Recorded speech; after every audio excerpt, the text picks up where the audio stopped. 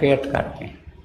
तो समझ लो मोटी बात, भविष्यवाणी मैं नहीं करता हूँ, लेकिन संकेत में आपको समझा देता हूँ। आगे का समय बहुत खराब है और जगह जगह पर समझो कि धुआं दिखाई पड़ने लग गया, और कब वो आग लग जाए और उसमें लोग ध्वस्त होकर के मर जाएं।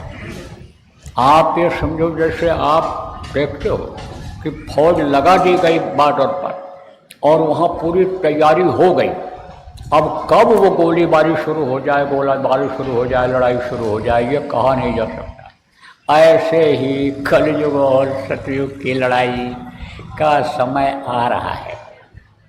प्रेमियों, संभल कर रहने की ज़रूरत है, समझाना करके लोगों को सतयुग दिखाने का, यानी समझा करके यानी मौका दिलाने का समय है।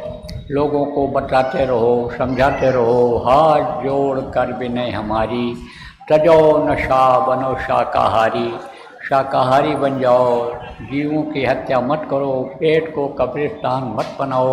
कितना भी पूजा उपासना करोगे, अगर यानी समझो कि मांस खाओगे, मछली खाओ, अंडा खाओगे, दूसरों को तकलीफ दोगे, जो ये यानी समाज विरोधी, मानव विरोधी काम है, ये करोगे तो वो कबूल नहीं होगा और तुमको कर्मों की सज़ा अलग से मिलेगी। आत्मा के बारे में बताते रहो, मनुष्य शरीर के बारे में बताते रहो कि ये फिर दोबारा मिलने वाला नहीं है।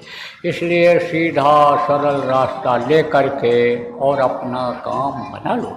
अभी अगर आप बताते रहोगे, आप करते रहोगे, तो आपके भी कर्म कटेंगे, आपको भी कुछ लाभ मिल जाएगा। नहीं तो जब कुदरत यानी समझो ऐसा काम काटेगी कि जिससे बहुत विनाश हो जाएगा, लोगों का चला जाएगा, तब तो दौड़ लग जाएगी, दौड़ लग जाएगी। ये जो मैं आपको बताया, ये सनातन धर्म या मानव धर्म, ये जो रूहों को निजात दिलाने का, ये जो जीवात्मा को अपने घर पहुंचाने का, ये जो सोल को यानी समझो स्पिरिचुअल पावर से यानी वो आत्म शक्ति, परमात्मा शक्ति से मिलवाने का है, ये विद्या हमेशा रही है और भविष्य में रहेगी, और आगे वाले समय में लाखों लाख की भर्ती इसमें रोज होने लग जाएगी। आपको मैं बता रहा हूँ, ऐसे इसको कोई ख़त्म नहीं कर सकता, कितना भी प्रयास करें, लेकिन ख़त्म नहीं कर सकता। बल्कि ख़त्म करने में जो लगे हुए हैं, प्रयास करें, ख़त्म नहीं कर सकते, बल्कि ख़त्म करने में जो लगे हुए हैं वही ख़त्म हो जाएंगे। कहता था हम किसी को नहीं मानते हैं। कौन? रावण। कहता वर्ग अर्घ स्वर्ग वर्ग कुछ नहीं, देवी देवता कुछ नहीं हमारे सामने, हम किसी को नहीं मानते हैं। उसको तो एक ऐठ थी, एक ही समझता था मैं ही सब कुछ हूँ। कहता था जमीन से लेकर स्वर्ग तक सीढ़ी लगा दो और ये सीढ़ी पर चढ़ करके स्वर्ग पहुँच जाएं। लेकिन कहा एक कहावत, अपना कूटा ना चले, हर कूटा तत्काल। जब समझो कर्म उसके आ गए, अच्छे कर्म जब तक थे, बहुत पूजा पाठ करता था, खूब यज्ञ जब तक करता था, वो यज्ञशालाएँ बनाए हुए था। आप ये समझो कि किसका नाती था? पुलस्त ऋषि का।